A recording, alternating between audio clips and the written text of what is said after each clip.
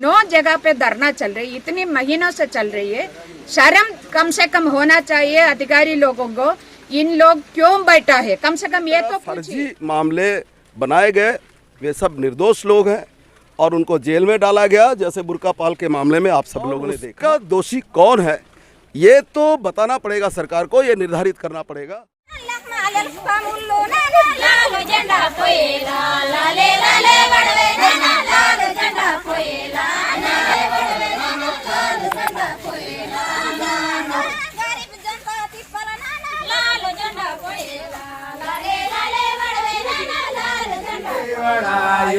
लालू जनते वड़वड़े नानो लालू जनते वारायो ए पैसा कानून मना दे नानो पैसा कानून मना दो। यात्रा अब अपने गंतव्य की ओर रवाना हो गई है। कल रात जगरगुंडा में रात्रि विश्राम के बाद और अगले पड़ाव चिंतलनार के लिए आगे निकली है। हमारे साथ इस पदयात्रा के लीडरशिप जो कर रहे हैं मनीष कुंजाम, वो हमारे साथ हैं। उनसे जानते हैं किस तरह की परेशानियां आ रही हैं। नहीं, अच्छा, परेशानी तो अभी तक किसी तरह का कोई आया नहीं है। हाँ, निश्चित रूप से कल सिलगेर से जगरगुंडा के बीच चले तो करीब 4 नाले पड़े, 2 बड़े नाले आए और वहाँ से हम सब लोग किसी तरह पार करके जगरगुंडा पहुँचे हैं और कोई दिक्कत नहीं हुआ हमको रोकने, सोने में और ये सब करने में। हम लोग अब चिंतलनार के लिए निकल गए हैं और उम्मीद है कि हमारी ये पदयात्रा सफल होगी। मूल बात तो यह है कि ये जो पूरा बस्तर है, ये संविधान की 5वीं अनुसूची के अंतर्गत शेड्यूल एरिया है और यहाँ के लिए 1996 का मूसा कानून बने और 2006 का वनाधिकार मान्यता कानून, ये दोनों कानून आदिवासियों को गांव के अंदर पूरी स्वायत्ता देता है ताकि वो अपनी जल जंगल ज़मीन की सुरक्षा कर सके। और दूसरे जो उनके पारंपरिक जो मामले हैं, जैसे पहले सुलझाते रहे हैं कोर्ट कचहरी से लेकर के अन्य जो विवाद हैं, ऐसे विवाद जो आज के तारीख में कोर्ट में जाते हैं वो सब गांव के अंदर निपटे, उसका समाधान हो। ये सब इन 2 कानूनों में व्यवस्था रखा गया है, प्रावधान रखा गया है।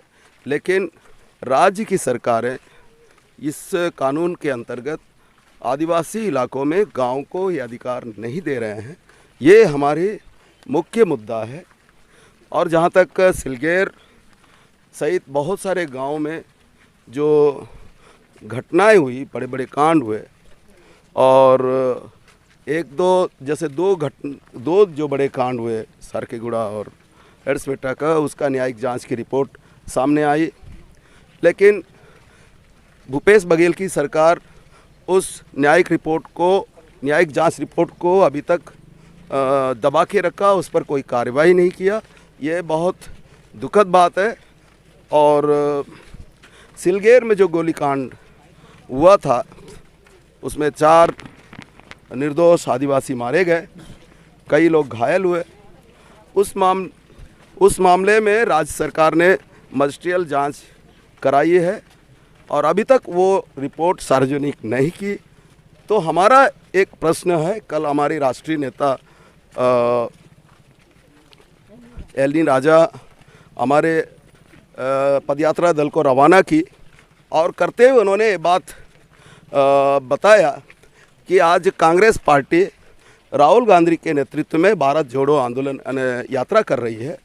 तो क्या ये जो बस्तर के जो आदिवासी हैं उनको कांग्रेस पार्टी जोड़ना नहीं चाहती है? यदि जोड़ना चाहती है तो ये तमाम जो घटनाएं हैं उस संबंध में वो किस तरफ खड़ी है? कांग्रेस पार्टी और कांग्रेस पार्टी की सरकार क्या न्याय के पक्ष में है या अन्याय के पक्ष में है? वो उनको अब स्पष्ट करना पड़ेगा और यही सवाल हम पूछने के लिए सुकमा तक पदयात्रा कर रहे हैं। कांग्रेस सरकार बनने से पहले, सरकार में काबिज होने से पहले एक वादा किया था कि जो जेल में जो निर्दोष आदिवासी जो बंद हैं उनको रिहा करेंगे। लेकिन आदिवासी आज रिहा जरूर हो रहे हैं, लेकिन 5 साल की सज़ा काटने के बाद और निर्दोष साबित हो रहे हैं। इस पर आपका क्या कहना है? नहीं, ये इसलिए निर्दोष साबित हो रहे हैं कि इनके ऊपर पूरी तरह फर्जी मामले बनाए गए। वे सब निर्दोष लोग हैं और उनको जेल में डाला गया, जैसे बुर्का पाल के मामले में आप सब लोगों ने देखा। और जितने लोग अरेस्ट किए गए थे 5 साल बाद वे सब रिहा हो गए। लेकिन ये बात सच है कि आपके इस माध्यम से मैं बताना चाहूँगा कि वो जो 121 लोग छूटे हैं उन लोग अपने ज़िंदगी का कीमती वक्त 5 वर्ष जेलों में बिताए, और उसका दोषी कौन है ये तो बताना पड़ेगा सरकार को, ये निर्धारित करना पड़ेगा। और ये बड़ा सवाल है हम सब के लिए कि ये इस तरीके से निर्दोष लोगों को जेल में डालने के बाद ये लोग जेलों में सड़ रहे हैं, कई वर्ष गुजार रहे हैं, और उनका जो परिवार है पूरी तरह तितर बितर हो रहा है। तो उसके लिए जो सरकारें जिम्मेदार है वो जिम्मेदारी उनको लेना पड़ेगा, यही हमारी मांग है। जिस तरह से आपने पदयात्रा को लेकर 1-1.5 महीना पहले ही अनुमति के लिए आवेदन दे दिया था और बिना अनुमति के ये पदयात्रा निकल रही है, और सुरक्षा की भी मांग की थी आपने, और आपको आज सुरक्षा नहीं मिली। मैं भी देख रहा हूँ बिना सुरक्षा के पदयात्रा जारी है, तो इसको लेकर क्या सोचते हैं? हमने सुरक्षा मांगा और ये जिम्मेदारी थी सरकार की कि हमें सुरक्षा उपलब्ध कराए, लेकिन दुख के साथ कहना पड़ रहा है कि उन्होंने सुरक्षा हमें नहीं दिया। जब हम लोग बिना सुरक्षा के जगरगुंडा तक आए और वहाँ से अब इधर चल रहे हैं, तो मैं समझता हूँ कि अब सुरक्षा की ज़रूरत नहीं है, और हम लोग इस बस्तर के अंदर शांतिपूर्ण आंदोलन के लिए जाने जाते हैं। हमारा ये आंदोलन शांतिपूर्ण है, ये कोई हिंसा करने वाला या शांति भंग करने वाला हमारा आंदोलन नहीं है। हम शांति से, ये गांधी का देश है, और गांधी ने अंग्रेज हुकूमत के खिलाफ सत्याग्रह, शांतिपूर्ण सत्याग्रह, असहयोग आंदोलन करके इतने बड़ी ताकत को इस देश से भगाया और उनको हराया। तो हमको ये पूरा विश्वास है कि इस शांतिपूर्ण आंदोलन के माध्यम से हम सरकार को अपनी बात पहुंचाएंगे, और वो हमारी बात को उनको मानना पड़ेगा। निश्चित ही महात्मा गांधी ने जिस तरह से अंग्रेज़ों को शांति मार्च से अंग्रेज़ों को भगाया था, और उम्मीद करते हैं कि सीपीआई की जो पदयात्रा है ये भी सफल हो।